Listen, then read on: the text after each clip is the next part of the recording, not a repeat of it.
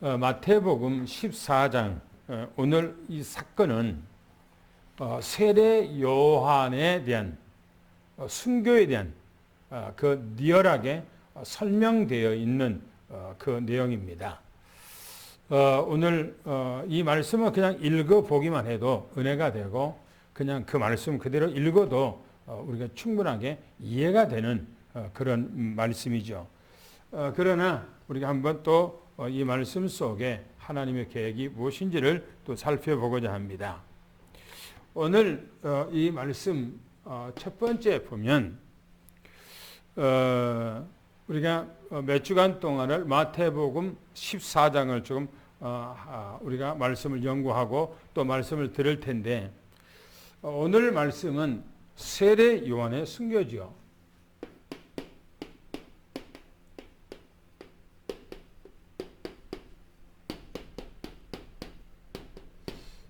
세례 요한이 순교를 당하죠.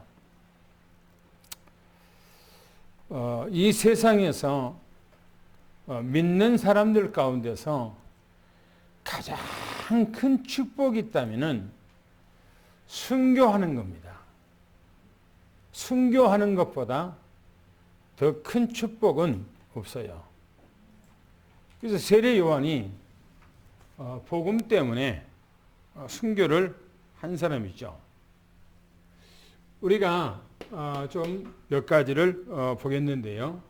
한번 말씀을 우리가 읽어보겠습니다. 1절부터 5절까지를 한번 같이 읽어보겠습니다. 시작.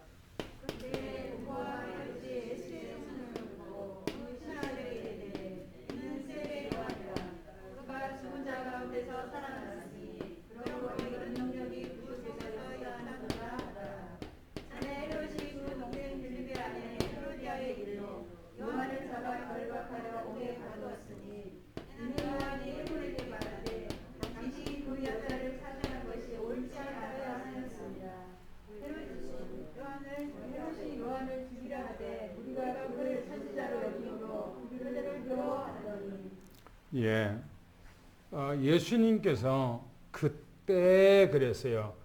예수님께서 어디가 계실 때에 바로 그때를 말하는가? 바로 갈릴리 윗지방에서 계셨을 때 그랬어요. 갈릴리 윗지방에서 지난주에 메시지를 전가했던 바로 그 사건 속에 있었을 때 지금 그런 얘기죠. 그런데 성경에서 뭐라고 했는가? 분봉왕 그랬어요. 이 분봉왕이란 말은 예수님께서 이 땅에 탄생됐을 때 그 지역을 전체를 팔레스타인 전 지역에 유대로부터 시리아까지 전체에 다스린 사람이 헤롯 대왕이었죠. 헤롯 대왕. 그래서 성경에 헤롯 대왕, 헤롯 대왕 그렇게 하죠. 헤롯 대왕이 예수님께서 탄생하시고 얼마 안 있다가 죽었어요. 그래서 그 자녀들에게 그 땅을 전부 다 분할 통치하도록 넘겨줬어요. 그래서 분봉왕 나누어지는 이제 조그만씩 지역을 통치하는 왕이라고 해서 분봉왕 그렇게 얘기를 합니다. 이 분봉왕 헤롯이에요. 이 헤롯은 자기 아버지가 헤롯이기 때문에 그 아들도 헤롯군요. 이 헤롯이 예수님의 소문을 들었다 그랬어요. 소문. 그러니까 이 소문을 들었다는 말은 무슨 말이냐면 세례 요한은 이미 이 사건 이후에 이전에 세례 요한이 순교를 당하고 죽었다. 지금 그런 얘기예요. 세례 요한이 먼저 죽었어요. 그래서 예수님을 보고 이 예수님의 소문을 들었어요. 누가? 이 헤롯이. 그러고 이제 하는 얘기입니다. 뭐라면 자기 신하들에게 그랬어요. 자기 신하에게 말하기를 죽은 세례 요한이 살아났다 그랬어요. 죽은 세례 요한이 살아났다. 살아났다. 자기가 죽인 세례 요한이 지금 다시 살아났다 하면서, 왜 그러냐면 예수님께서 가는 데마다 기적, 이적, 표적이 일어나고 수많은 사람들이 예수님을 모여들고 예수님을 에워싸고 있단 말이에요. 그러니까 예수님의 그 소문을 듣고 놀란 거예요. 깜짝 놀란 거예요. 누가요? 이 헤롯이 놀란 거예요. 왜? 자기 신하들에게 하는 말이 내가 죽인 세례 요한이 다시 살아났다. 자기가 죽인 세례 요한이 살아났다는 거예요. 왜냐면은 그 속에서 그랬어요. 그 속에서 뭐 한다고요? 능력이 역사한다. 능력이 역사한다. 그렇게 말했어요. 그러니까 예수님이 역사를 일으키고 능력을 행하는 그 일은 바로 세례 요한이 영이 그 속에서 역사해서 지금 그런 일들을 벌어진다. 지금 그렇게 이 헤롯이 그렇게 얘기하고 있습니다.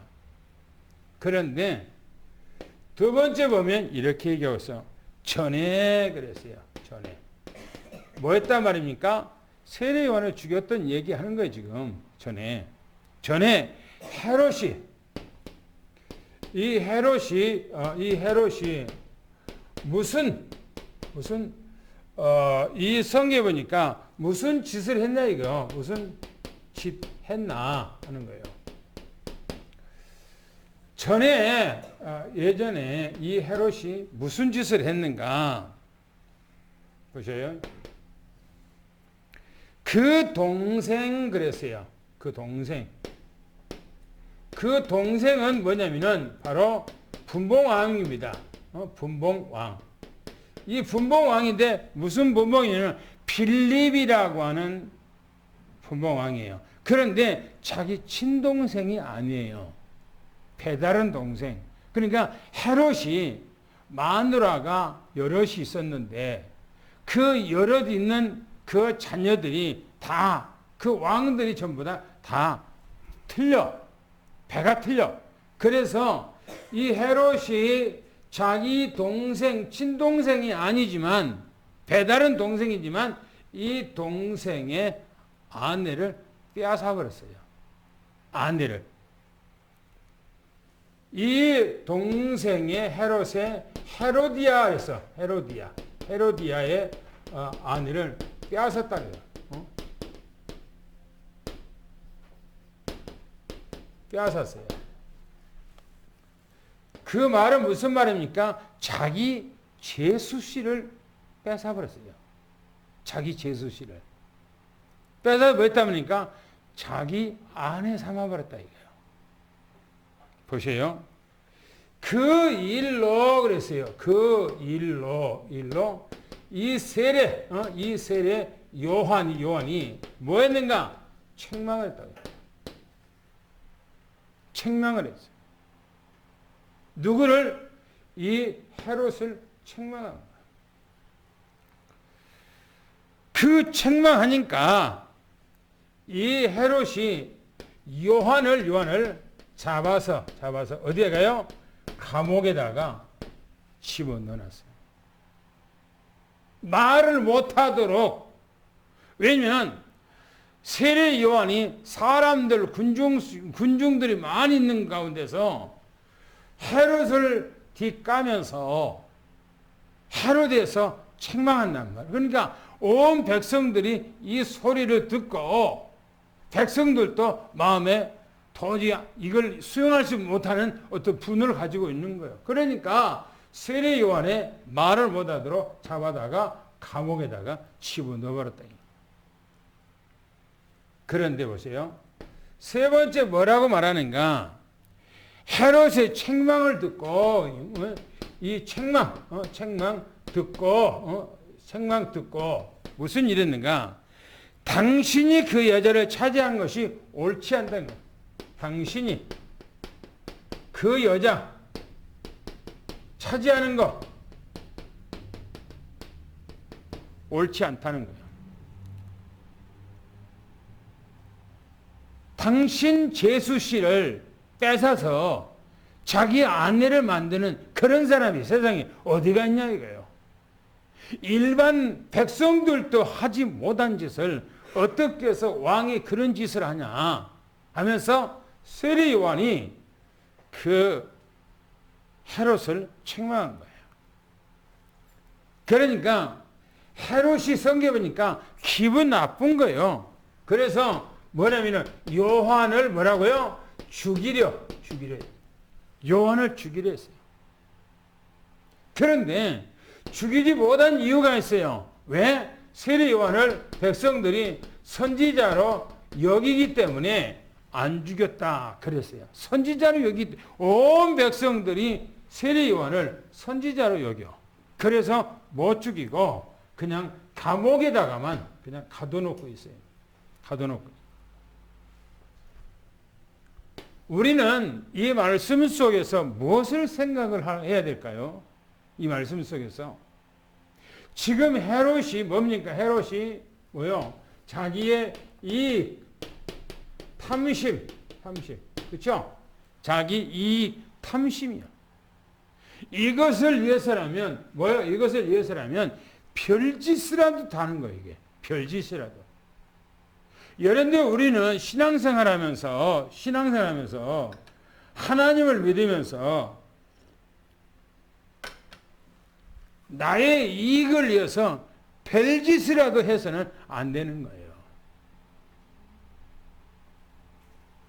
신앙적인 믿음의 양심이 있잖아요. 이 헤롯도 분명히 양심이 있는 사람일 거예요. 그런데 양심을 접어두고 지금 자기의 이익과 자기 탐심과 자기 쾌락이요. 쾌락. 이 쾌락. 이 쾌락을 위해서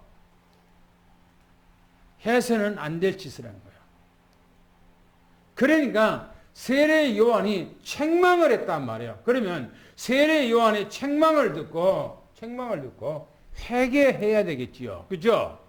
그런데 회개하기는커녕 오히려 세례 요한을 감옥에다가 집어넣는. 우리는 신앙생활 하면서 내 이익이나 내 어떤 탐심이나 내 어떤 쾌락이나 이것을 위해서 뭔가가 행동을 하는데 책망을 했을 때에 우리는 회개하고 돌이켜야 돼요. 오히려 이것 때문에 오히려 반박하고 그러면 안 되죠. 제가 옛날에 한번 그런 얘기 했죠. 어떤 분이 내 서재실에 내가 앉아있는데 벌떡 찾아왔어요. 땀 빨빨 흘리면서. 근데 그분이 자기 얘기를 하는 거예요. 어디냐면 이 밑으로 쭉 가다 보면 침례교회 밑에 사거리 건너편에 지금은 교회가 이름이 바꿔졌는데 그 교회가 있었어요. 근데 그 교회 안에서 뭐냐면 남녀 간에 문제가 생겼어요. 어떤 그 교회 집사가 어떤 여자 집사를 건드린 거예요. 그래서 목사님이 그 얘기를 듣고 책망을 한 거예요. 책망을. 그러면 회개하고 돌이켜야 될 거 아니겠어요? 그러잖아요. 교회 안에서 어떻게 그런 일이 있어요. 그런데 책망을 듣고 교회 성도를 수석거렸어. 자기 잘못을 회개하기 전에 회개는커녕 성도들을 전부 다 수습거려갖고 교회가 완전히 분지박살 돼버렸어요. 그래서 그 목사님이 그곳에서 목회 못하고 다른 데로 가서 있다가 이제 우리 교회에 와서 내가 잘 있는가 하고 와서 나를 이제 얘기를 하는 거예요. 우리는 신앙생활 하면서 내 잘못, 그것을 책망하면 회개할 줄 알아야지. 그것을 가지고 오히려 세례 요한을 감옥에다가 넣는 것처럼 그렇게 해서는 안 된다 이 말입니다. 우리는 온전한 믿음의 사람은 말씀 따라가는 것이 최고인 것을 미리 축원합니다. 할렐루야. 당구장 뵙겠습니다. 시작.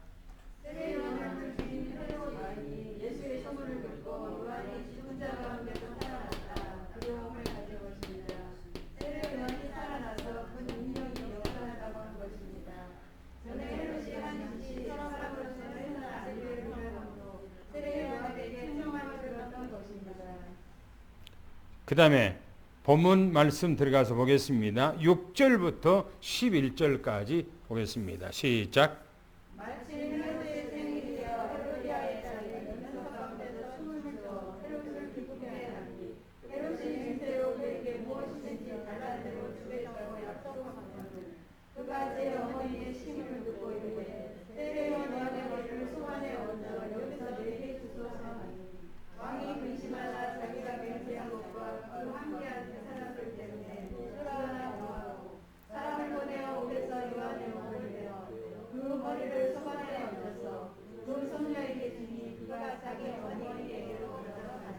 예.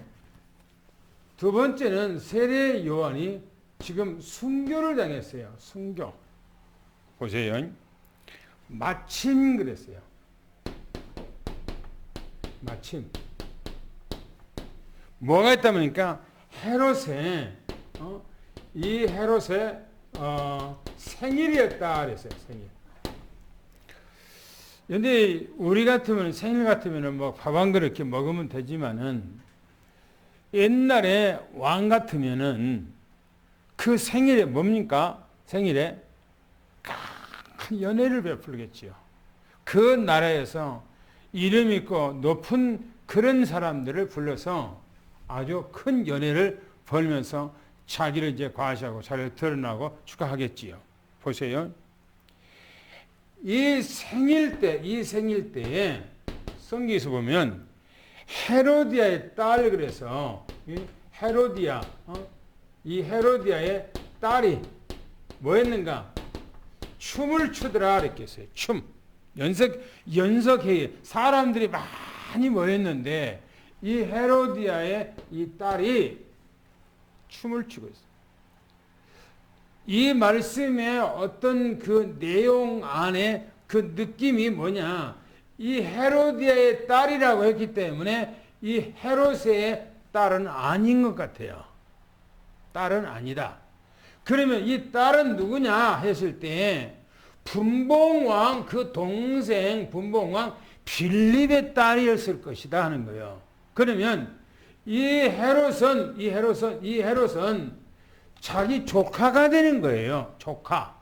자기 딸이 아니고 이제 조카가 되는 거예요. 그런데 이 헤로디아가 자기 딸을 데리고 지금 헤롯하고 눈 맞아서 같이 부부로 생활하고 있는 가운데 헤롯이 지금 생일을 당하니까 바로 이 딸이 춤을 추고 있었다 이게요. 그런데 보세요. 이때에 헤롯이 너무나 기뻐서 이 헤롯이 아주 뭔가 아주 너무나 기뻤다 이겁니다. 너무너무나 빠져서 그 연속해서 어떤 그 생일 연회석에서 춤을 추니까 헤롯이 너무나 좋았어요. 기뻐하면서 하는 얘기가 뭐랍니까? 헤롯의 맹세를 합니다. 맹세. 뭐라고 합니까? 네가 원하는 것 무엇이든지 다 주겠다라고 그렇게 맹세해요. 많은 연회석에 사람들이 모여있는 가운데 지금 그렇게 맹세를 합니다. 그런데 이 맹세를 하는데 뭐라고 하냐면 그에게 무엇이든지 그랬어요. 그에게 이 무엇이든지 주겠다라고 약속했어요. 그런데 성경이 뭐냐면은 그가 그 어머니에게 물었어요. 그가 이 헤로디아에게 물었어요. 어머니한테 아마 이제 가서 속삭였겠지요. 뭘 달라고 할까요? 라고 하니까 이 헤로디아가 성경이 뭐라고 그러냐면 이 헤로디아가 자기 딸에게 요한의 머리를 달라고 달라 해라. 요한의 머리를 달라. 어디다가? 소반에다가. 소반이면 어떻게 합니까? 쟁반 있잖아요. 옛날에 뭐 쟁반 같은 뭐 손님 오면 쟁반에다가 갖고 가잖아요. 넓은 쟁반에다가 요한의 머리를 잘려갖고 여기다가 다 가지고 오라는 거예요. 그러게 보세요. 헤롯이 지금 세 번째는 헤롯은 때늦은, 이 때늦은, 늦은 후회해요, 후회. 때늦은 후회. 왕이 그 소리를 듣고 뭐라면은 근심했다 그랬어요. 근심했어요. 근심하면서 자기가 이 맹세한 것에 대해서, 자기가 맹세한 것에 대해서 후회한 거예요. 사람들이 많이 있는 데서 맹세를 했기 때문에. 그러니까 이 헤롯이나 성경의 사도행전 5장에 보면은 아나니아하고 삽비라가 있죠. 그죠? 아나니아 삽비라가 성경에 뭐라 그럽니까? 많은 초대교회 성도들이 막 너나 할 것 없이 막 이제 자기 재산도 팔아서 갖다 대고 막 이제 자기 집에 있는 아주 좋은 것들 은혜 받으니까 막 내놓는단 말이야. 그러니까 이 아나니아 삽비라가 뭐래요? 그 많은 사람들 앞에서 약속한 거예요. 약속하고 집에 가서 이제 땅을 팔아놓고 보니까 후회를 하는 거예요. 그래서 감춰버리죠. 지금 헤롯은 그 맹세를 해놓고 사람들 앞에 다 모여있는데 맹세를 해놓고 이 헤로디아의 딸이 지금 요한의 머리를 달라고 하니까 깜짝 놀라니까 안 줄 수도 있고 금방 약속했는데 그래서 보세요. 뭐라 했는가? 함께한 사람들, 함께한 사람들 때문에 그렇죠. 함께한 사람들 때문에 그랬어요. 주라고 해서. 그래서 성경이 말하기를 사람을 보내서 요한의 목을 베어서 그 머리를 성경에 보니까 소반에 담아 가지고 와서 그 헤로디아의 딸, 헤로디아의 오늘 이제 요 딸에게 그 요한의 머리를 가져다가 준 거예요. 참 살벌하지요. 잔치가 지금 생일 잔치에 흥겹게 지금 먹고 즐거워하는 그 잔치에 사람의 머리, 요한의 머리를 뚝 잘라갖고 지금 소반에다가 담아서 가지고 지금 헤로디아의 딸한테 준 거예요. 그러니까 헤로디아의 자기 딸은 뭐냐? 그 머리를 자기 모친에게 가다 주었더라 그랬어요. 그런데 우리는 이 본문에서 우리가 느끼는 것이 있어요. 뭐죠? 헤롯이나 헤로디아나 이 딸이나 똑같이 지금 같은 생각을 하고 있는 거예요. 뭐죠? 세례 요한이 책망을 할 때 헤롯만 마음이 괴로운 것이 아니에요. 왜 이 헤로디아가 그 딸에게 머리를 달라고 했을까요? 자기도 세례 요한이 책망을 들을 때 가슴에 뼈를 치는 아픔을 느꼈다는 얘기예요, 지금. 그죠?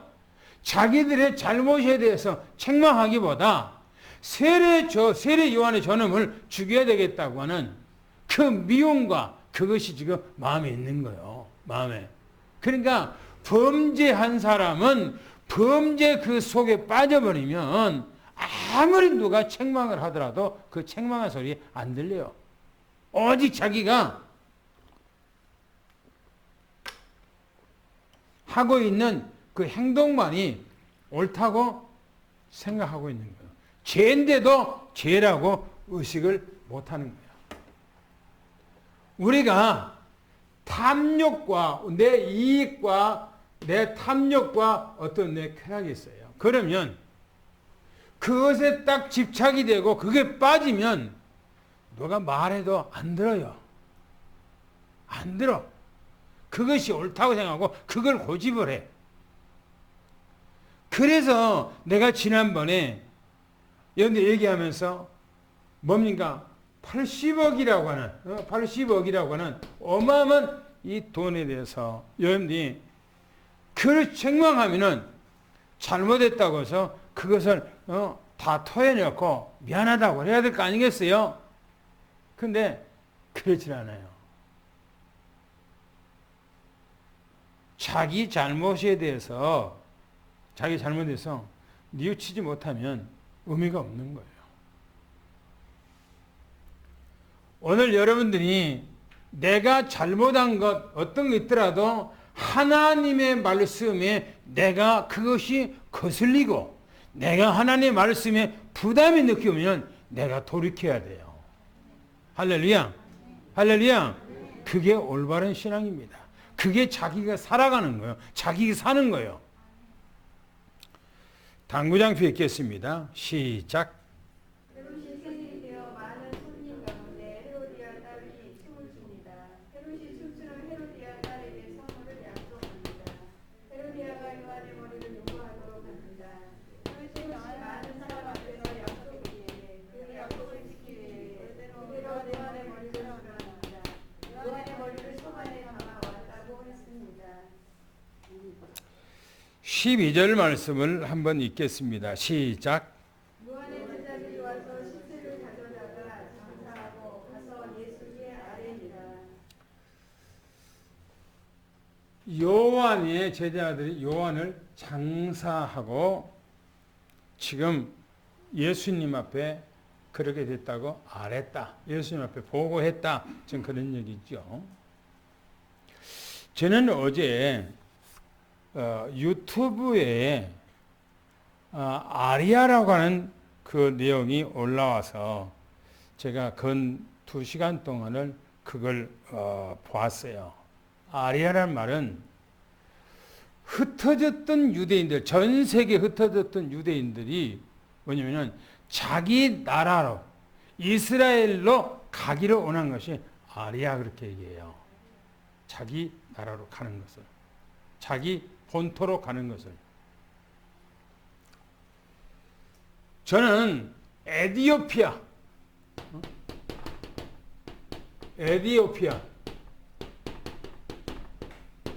옛날에는 이 에티오피아를 뭐냐면은 시바 그래서 시바. 솔로몬 시대 때 솔로몬이 얼마나 지혜로운지 이 지혜가 온 세상 사람들의 지혜가 솔로몬의 지혜를 못 따라가는 거예요. 이 지혜가 얼마나든지 이 소문이 전부 다 퍼져서 세계로 흩어지는데 저 에티오피아 아프리카 저 남단에 있는 에티오피아 그 당시 시바라고 하는 이 여왕이 솔로몬의 소식을 들었어요. 솔로몬을 만나고자 수천 킬로를 통해서 예루살렘에 솔로몬한테 왔어요.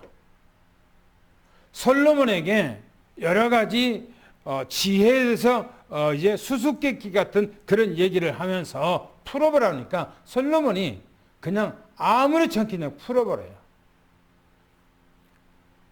이 시바 여왕이 솔로몬에게 반하고 솔로몬의 아이를 갖지요. 이 시바 여왕이 자기 나라로 본국으로 이제 가면서 그냥 가지 않고 솔로몬이 자기 나라의 제사장들 또 서기관들 장로들을 뽑아서 함께 저 에티오피아로 가게 만들어요. 에티오피아로. 그래서 에티오피아가 바로 시바 여왕 이 여왕을 통해서 그 나라가 완전히 유대화돼요. 유대화. 그래서 연대 성경에 사도행전 8장에 가보면은 에티오피아 내시에 대해서 나오죠. 그렇죠? 에티오피아 내시가 예루살렘에 와서 예배를 드리고 가다가 빌립을 만나고 성령 충만 받고 가는 거 얘기 나오죠. 이 에티오피아 그 당시에 이 사람들은 수천 킬로가 떨어졌기 때문에 자기 나라의 본국으로 가고 싶어도 너무너무나 멀리 떨어졌기 때문에 갈 수가 없어. 그 사람들은 오매불망 자기 나라에 가기를 꿈꾸고 살아가. 지금도 에티오피아의 이 시바라고 하는 에티오피아의 사람들은, 유대인들은 이 사람들이 이스라엘이라고 하는 자기 본국으로 돌아가기를 원하는데 오매불망 이것을 소망하는 거야. 그러면서 그 이스라엘의 전통과 그 문화와 그들의 하나님의 말씀 안에서 잃어버리지 않도록 하기 위해서 후손들에게 하나님의 말씀을 철저히 가르치는 거예요. 어디가? 에티오피아 사람들이, 이 사람들이 유대인들이에요. 에티오피아에서. 저는 이 말씀을, 그것을 쭉 들으면서 이 사람들이 우리 북한에서 남한으로 오려면은 483만 넘어버리면 금방 오잖아요. 그렇죠? 근데 그 사람들은 수천 킬로예요. 수천 킬로. 그 갈 수가 없어. 그리고 그 주변에 있는 나라들이 이스라엘, 이 사람들이 걸어서 거기를 가고 싶어도 그 사람들은 갈 수가 없어. 왜? 통과를 못하게 만들어. 못 가게 만들어. 그러니까 갈 수가 없어. 그냥 꿈에 그리는 거예요. 자기들 생각으로는, 이 사람 생각으로는 뭐냐면, 이스라엘 나라는 우리 꿈의 나라, 그 소망의 나라, 희망의 나라, 성경에서 말하는 젖과 꿀이 흐르는 완전히 정말 천국 같은 그런 나라 소망하고 살아가는 거예요. 저는 이것을 보면서 무슨 얘기냐면, 기독교인들이 이 땅에서 예수님 재림을 바라보고 천국을 바라보고 오직 천국 가기를 소망하는 거, 그거를 봤어요. 그걸. 우리가 이 땅에서 신앙생활하면서 온전한 믿음이 뭡니까? 그런데 전도를 많이 했다. 그건 하나님 앞에 상급이지. 그거 구원하고 상관없는 거예요. 내가 하나님 앞에 이 땅에서 뭔가가 열심히 일하고 했다. 하나님 앞에 그것은 상급이지. 그거는 구원하고 상관이 없는 거예요. 오직 천국을 바라보면서 주님 오실래 바라보면서 이 땅에서 내가 하나님의 말씀을 통해서 믿음으로 내 믿음 안에 내가 부족함이 없고 하나님 앞에 부끄러움이 없는 그런 믿음으로 살아가는 겁니다. 그 나라의 소망. 이 사람들이요, 에티오피아에서 자기들이 수천 명이가 그냥 모르게 걸어서 어디 가면은 그 옆에 나라로 간 거예요. 그리고 그 나라에서 이스라엘로 연락해서 이스라엘에서 비행기가 와서 그 사람들 데리고 가는 거예요. 비행기를 딱 보니까 평생 동안 처음으로 본 엄청난 것이 앞에가 있으니까 이 사람 이거 뭐지? 그리고 그걸 타라고 하니까 못 타는 거예요. 무서워서 뭔지 모르니까. 그래서 장로가 하는 얘기가, 그 나라의 장로가, 그 같이 갔던 장로가 하나님께서 우리 백성들을 독수리 날개에다가 전부 다가 안아서 이스라엘로 데려간다고 말했지 않느냐? 지금 독수리가 우리에게 왔다 하고, 비행기가 독수리처럼 생겼잖아요. 그러니까 독수리가 우리를 데려왔다고 그걸 타고 전부 다 이스라엘로 갔다는 얘기예요. 자기가 간증 얘기 쭉 하는 거예요. 그 사람이 목사더라고요. 여자 목사. 우리는 이 땅에서 신앙생활하면서 이 땅이 우리의 영원히 살 곳이 아닙니다. 우리는 잠시만 가야 할 거예요. 이 땅에서 우리는 나그네요. 할렐루야. 그래서 우리는 우리의 소망이 어디입니까? 에티오피아 사람들이 오로지 이스라엘 나라 오매물만 가기를 원하는 것처럼 우리는 천국 가기를 원하는 그런 믿음을 가지고 우리가 살아가는 것입니다. 할렐루야. 그 보세요. 그래서 보세요. 저는 요한을 이제 장사하고 이 사람들이 요한을 장사하고 예수님 앞에 보고를 했어요. 보고. 성경 보니까 보고했어요. 그러면 우리는 이 예수님을 우리가 요한이 누군가 이겁니까? 누군가. 요한이 누구냐 이겁니다. 요한은 바로 예수 그리스도가 이 땅에 오시기 전에 와서 예수님을 증거하는 사람이에요. 쉽게 말하면 현재 미국의 지금 대통령이 황교에 와 있죠. 오늘 가는 날인데 미국의 대통령이 오기 전에 미국의 대통령이 갑자기 오는 것이 아니에요. 미국의 대통령이 오기 전에 사절단이 미리서 와요. 사절단. 와서 모든 우리나라 국가에 합의를 해. 윤석열 정부하고 합의를 해. 합의하고 전부 다 어떤 것을 해야 될 것인가 전부 다 사인을 다 하고, 사인은 이제 안 하고 그 대통령께 만나서 이제 그 사인을 하게 돼 있어요. 그러니까 전부 다 합의를 해요. 그리고 대통령이 어디서 자야 될 것인가, 앞으로 누구를 만나러 가면 어디 노선을 통해서 어디로 가야 될 것인가, 이걸 쫙 전부 다 그 세팅을 다 해놓은 거예요. 그게 요한은 뭐냐? 예수님이 이 땅에 오기 전에 예수님에 대해서 세팅하러 온 거예요. 세팅하러. 예수님을 증가하러 온 거예요. 예수님은 왜 이 땅에 오셔야 됩니까? 바로 이스라엘 백성들이 그 에티오피아에서 자기 나라 가기를 원하는 것처럼 우리를 구원해서 영원한 하나님 나라로 데리러 가기 위해서 그런 것입니다. 할렐루야. 그럼 우리가 성경 구절을 한번 찾아봅시다. 말라기서 3장 1절 말씀을 보겠습니다. 뭐라 했는가요? 말라기서 3장 1절을 보겠습니다. 말라기는 마태복음 바로 앞에가 있습니다. 마태복음 바로 앞에. 말라기서 3장 1절 말씀을 다 찾았으면 같이 읽습니다. 시작. 만군의 여호와가 이르노라. 보라, 내가 내 사자를 보내리니 그가 내 앞에서 길을 준비할 것이요 또 너희가 구하는가 그가 갑자기 그 성전에 임하시리니 또 너희가 사모하는가 만약에 사자가 임할 것이라. 그렇죠. 내 사자를 내 앞서 보낸다는 거예요. 이게 사자가 누구냐? 세례 요한을 말합니다. 그런데 이 말씀을 또 구체적으로 한 것이 말라기서 4장 5절 6절입니다. 말라기서 4장 5절 6절을 또 그 넘어가서 보겠습니다. 시작. 보라, 여호와의 크고 두려운 날이 이르기 전에 내가 선지자 엘리야를 너희에게 보내리니 그가 아버지의 마음을 자녀에게 돌이키게 하고 자녀들의 마음을 그의 아버지를 돌이키게 하리라. 돌이키지 아니하면 무조건대 내가 가서 저주로 그 땅을 칠까하노라 하시니라. 보세요. 5절에 보니까 엘리야를 그랬어요. 엘리야. 엘리야. 여기서 앞에서는 사자 그랬는데 그 사자가 누구냐? 바로 엘리야예요. 엘리야. 구약 성경에 아합 왕 시대 때 활동했던 엘리야. 그 엘리야가 그대로 바로 하나님의 나라에 죽지 않냐고 불말을 타고 하나님의 나라에 올라갔지요.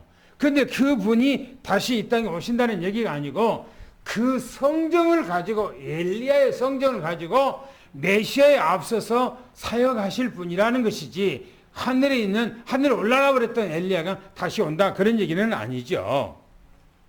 근데 봅시다. 성경이 또 뭐라고 했는가를 한번 봅시다. 마태복음 3장 17절.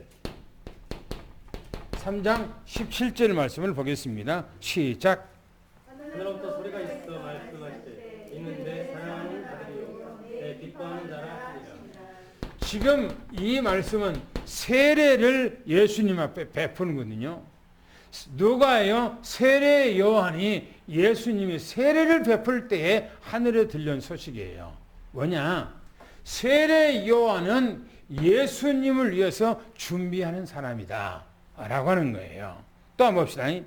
3장 마태복음 3장 2절 3절을 한번 또 보겠습니다. 2절 3절을 보겠습니다. 시작.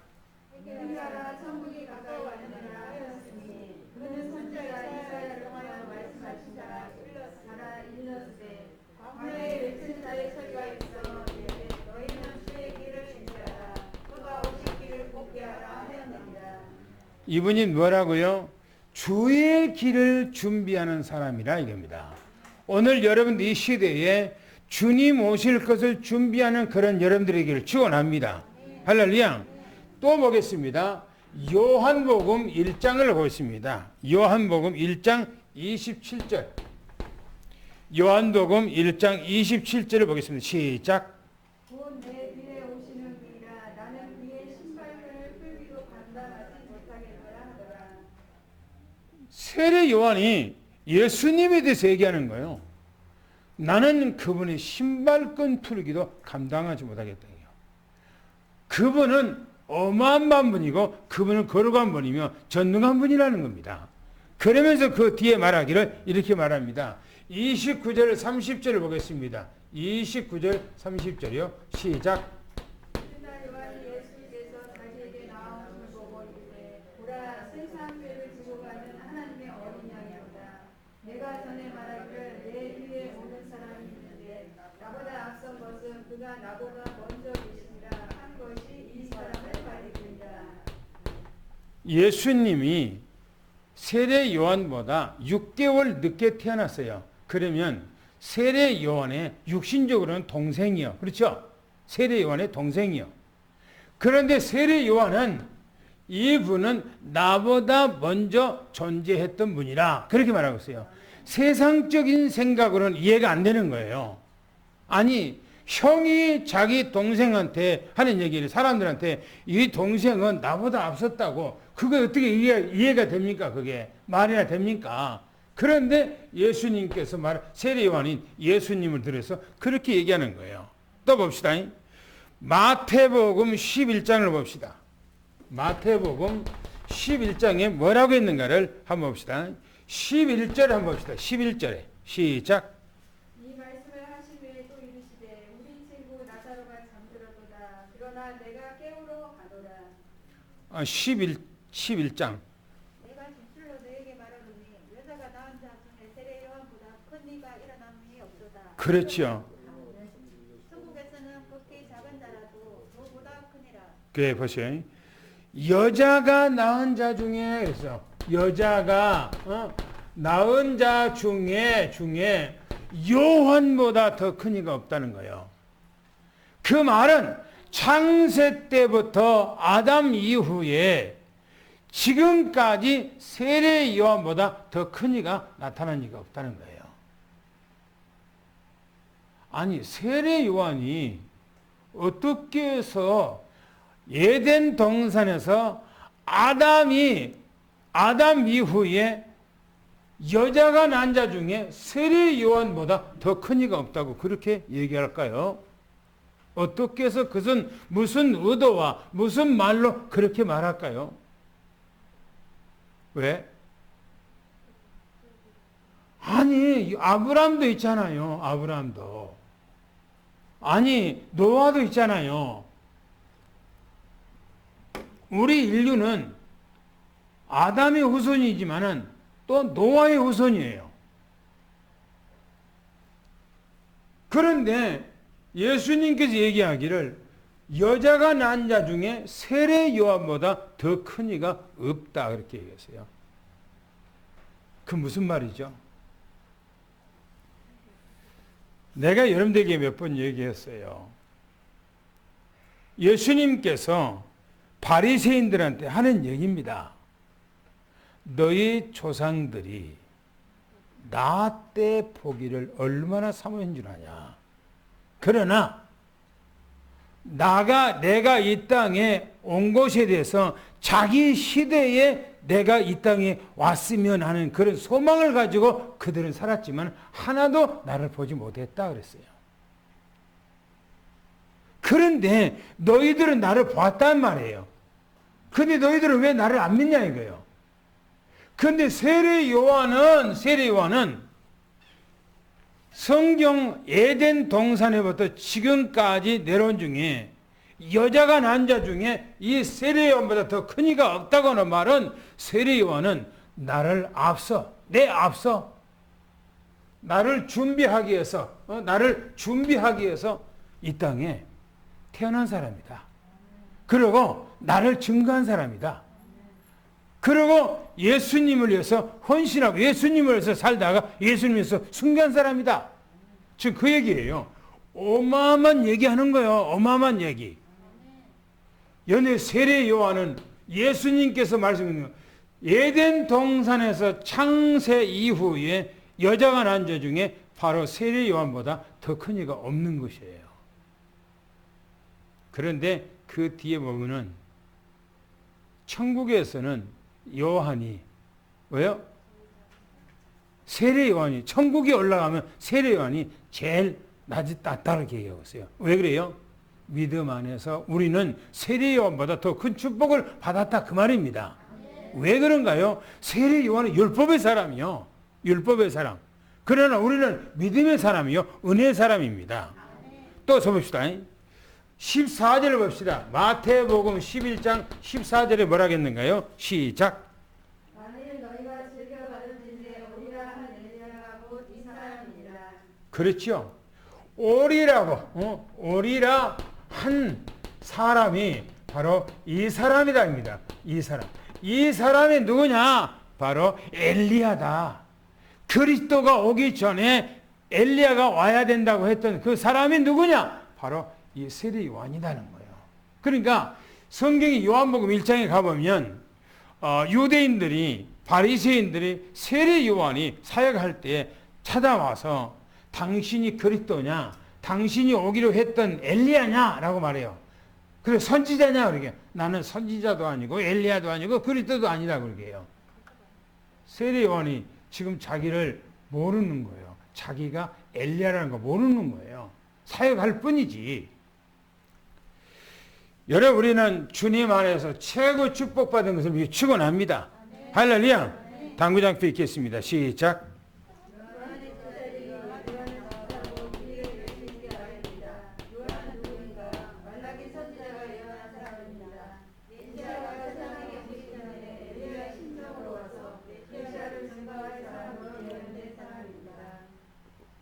그러면 결론적으로 예수 그리스도와 예수 이 그리스도와 절기입니다. 절기.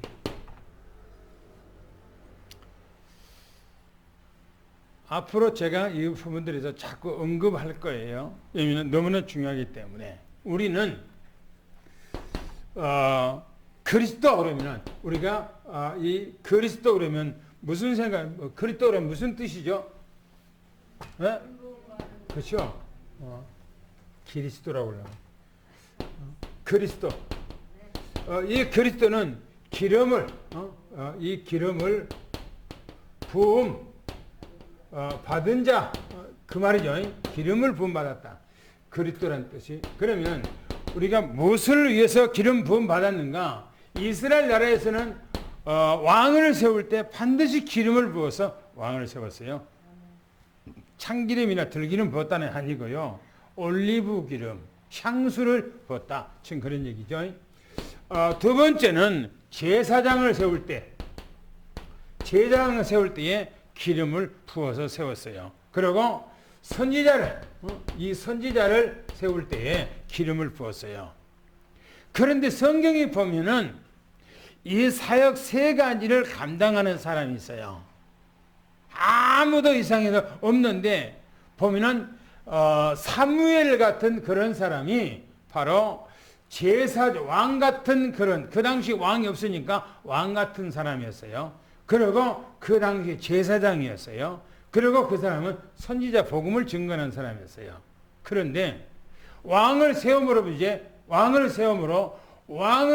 때에 기름 부었고 제사장을 세울 때 기름 부었고 선지자를 세울 때 기름을 부었어요. 그러면 왕은 왜 기름을 세웠는가 하면은 뭐죠? 왕을 성경에 보니까 바로 이 사탄의 이 머리를 그죠? 박살내기 위해서 그죠? 사단의 머리, 우리의 원수인 사단 마귀를 짓밟아버리기 위해서 왕의 권세에 기름을 주었죠. 그렇죠? 그런데 이게 창세기 3장 15절 말씀, 여자의 옷으로 나실 바로 그분은 사단의 머리통을 깨버린다고 그렇게 말했죠. 그 다음에 두 번째는 바로 제사장입니다. 제사장은 우리의 뭡니까? 죄예요, 죄. 우리의 죄 문제. 이것을 해결하실 분이다. 그래서 로마서 8장 2절 말씀에 모든 우리 죄가 예수 안에서 해결된 것이죠. 그 다음에 세 번째는 바로 이제 하나님을 만나는 길이다 이렇게. 요한복음 14장 6절 말씀. 유일하게 하나님 만나는 길이죠. 그런데 우리가 이 부분에 대해서 그리스도에 대해서 너무너무나 잘 알고 있어요. 이 부분에 대해서. 이 부분은요. 뭡니까? 그리스도라면 신앙생활의 결론적 우리의 부분입니다. 이 부분은 그리스도 그러면은 그리스도 모든 문제 해결자 그러면 그 결론적인 부분이에요. 그런데 이렇게 말하면 안 되고 이 과정에 대해서는 전부 다 삭제되어 있어요. 과정이 뭡니까? 예? 과정은 전부 다 삭제되어 있어요. 우리가 과정에 대해서 전혀 모르면서 그냥 예수 그리스도 그러면은 왕 제상 선지자 이렇게 과정이 뭡니까? 두 번째예요. 바로 일곱 절기입니다. 일곱 절기 가운데 첫 번째가 뭡니까? 유월절. 그 다음에 두 번째가 무교절. 그 다음에 초실절. 그 다음에 오순절. 그 다음에 나팔절. 그 다음에 대속제일. 그 다음에 수장절. 이렇게 되어 있어요. 보세요. 예수님께서 여기다가 네 번째를 여기다 할게요. 오순절을 여기다 할게요. 오순절을. 그 다음에 빼버리고요. 여러분 이 일곱 절기와 예수 그리스도하고 어떤 관계가 있다습니까? 이게 하나 관계야. 하나 관계야. 만약에 이 일곱 절기가 따로 있고 예수 그리스도가 만약에 따로 있다면 그거는 성경에 아주 오류예요. 아니에요. 만약에 6월절부터 수장절까지 일곱 절기와 예수님하고 다르다라고 하면 예수 그리스도는 아니에요. 보세요. 6월절은 예수님께서 십자가에 못 박고 돌아가신 날이죠. 그렇죠? 예수님하고 연관되어 있죠. 그렇죠? 이걸 이루기 위해서 예수님이 이 땅에 오셨죠. 6월절. 그렇죠? 그 다음에 예수님께서 무교절은 뭡니까? 예수님께서 무덤에 계셨어요. 그렇죠? 예수님께서 무교절을 그랬습니다. 그리고 초실절은 뭡니까? 초실절은 예수님께서 부활한 날이에요. 그러면 예수님이 부활이 없다면은 우리는 예수 그리스도가 우리의 구세주가 될 수가 없는 거예요. 그죠? 그 다음에 예수님께서는 오순절에 성령으로 우리에게 다시 오셨어요. 그렇죠? 그러면 예수 그리스도하고 유월절, 무교절, 초실절, 오순절이 예수님이 다 이루었죠. 그렇죠? 하나도 안 이루고 이거하고 아무 상관이 없다면 예수 그리스도는 우리 그리스도가 아닌 거예요. 그 다음에 봅시다. 이 네 가지를 뭐냐면은 이 네 가지를 초림이라고 그래요. 초림. 초림이라는 말은 예수님께서 이 땅에 사람의 모습으로 와서 완성하셨다. 그런 말이에요. 그걸 들어서 바로 이 절기를 봄절기 그렇게 얘기해요. 봄절기. 봄에 이루어지는 절기 그랬어요. 그 다음에 이 나팔절, 대속제일, 수장절이 있어요. 요거는 뭐냐면 바로 예수님의 재림절기 그래요. 재림절기. 요거는 초림절기고 요거는 재림절기예요. 나팔절, 대속제일, 수장절은요. 그 다음에 요걸 들어서 뭐냐면 가을절기 그랬어요. 가을절기. 가을에 이루어진다고 해서 가을절기 그렇게 얘기하고 있어요. 가을절기. 보세요. 예수님께서 요 네 가지는 다 이루어놨어요. 그렇죠? 이루어놨어요. 그런데 나팔절, 대속제일, 수장절은 아직 안 이루어졌지요. 그죠? 나팔절은 뭐냐? 예수님이 재림절기예요. 재림절기. 그 다음에 대속죄일은 예수님께서 이제 나팔절 우리가 휴거된 후에 주님께서 우리를 대속하는 절기가 있어요. 그거는 제가 다음에 얘기를 또 하게 될 겁니다. 이 6월절 얘기할 때. 왜냐하면 예수님께서 성경에 보면 마태복음 26장 29절, 27절, 28절, 29절에 보면 예수님께서 성찬식 할 때 하신 얘기가 있어요. 성찬식 할 때 하신 얘기. 그래서 예수님께서는 바로 이제 재림을 하시고 우리를 속죄하셔서 영원한 천국으로, 다시 말하면 천년 왕국으로 우리를 인도해 가시는 겁니다. 이것이 뭐냐면은 이거가 바로 우리 구원, 여러분들과 나의 구원의 뭡니까? 설계 도면이에요. 이게 설계 도면. 다시 말하면 이 구원 설계 도면입니다. 요게 7가지가 구원 설계 도면이에요. 이걸 들어서 뭐냐면 이걸 들어서 사이클 그렇게 해요. 사이클. 구원의 사이클이 이게. 이거가 너무나 중요합니다.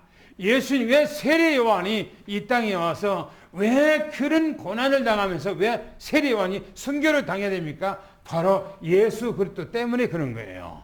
오늘 우리가 신앙생활 하면서 이 과정, 유월절과 무교절과 초실절과 또 이 오순절과 나팔절, 대속제일, 이 수장절, 이 절기가 여러분들이 얼마나, 이스라엘 백성들은 이 절기하고 이스라엘 백성의 믿음하고는 떨어질래야 떨어질 수가 없어요. 이 사람들은. 우리는 이거에 대해서 대충 생각하죠. 대충. 근데 이스라엘 백성들은 너무너무나 중요하게 생각해요. 유대인이라고 그러면 이 절기에 대해서 중요하게 생각합니다. 오늘 우리는 이 절기를 놓쳐버리면 안 돼요. 이 절기를. 앞으로 제가 오후 예배 때 이걸 제가 책 썼던 것을 같이 여러분들하고 읽으면서 제가 그 부분을 구체적으로 좀 설명을 하고 같이 좀 생각을 할 수 있는 그런 시간이 되라 생각합니다. 기도하겠습니다. 하나님, 오늘은 세례 요한이 예수님 이 땅에 오시기 전 사자로 예수님을 준비하는 자로 오셔서 그 사역을 완벽하게 감당했던 것을 압니다. 그리고 결과적으로는 이제 순교를 했는데 정말 세례 요한 같은 사람이 난 적이 없다고 주님께서 말씀하셨는데 곧 우리도 이 땅에서 정말 여자가 난 주 중에 가장 존귀한 자가 우리가 되게 도와주셔서 복음 안에 하나님의 자녀의 축복을 이 땅에서 누리게 도와주시기를 원합니다. 오직 그리스도, 오직 하나님의 나라, 성령 충만한 그런 은혜가 오늘 우리 삼성재단 위에 임하게 도와주시옵시기를 원합니다. 왜 그리스도인가? 그리스도는 왜 이 땅에 왕으로 오셨고 왜 제사장으로 왜 선지자로 오셨고 이 모든 7절기를 왜 완성하셨는가? 이거 우리의 구원과 어떤 관계인가? 우리 구원은 여기서 어떻게 우리가 출발하고 완성이 되는가를 우리가 바르게 알고 바르게 믿고 바르게 신앙생활한 그런 온전한 믿음으로 하나님이 세워지도록 하나님이 역사해 주시기를 원합니다. 우리 장로님들과 권사님들과 집사님들과 모든 우리 후대 렘넌트들이 하나님의 나라의 축복을 날마다 받아 누리는 그런 삶이 되도록 은혜 베풀어 주시옵소서. 우리 주 예수 그리스도 이름으로 간절히 기도하옵나이다. 아멘.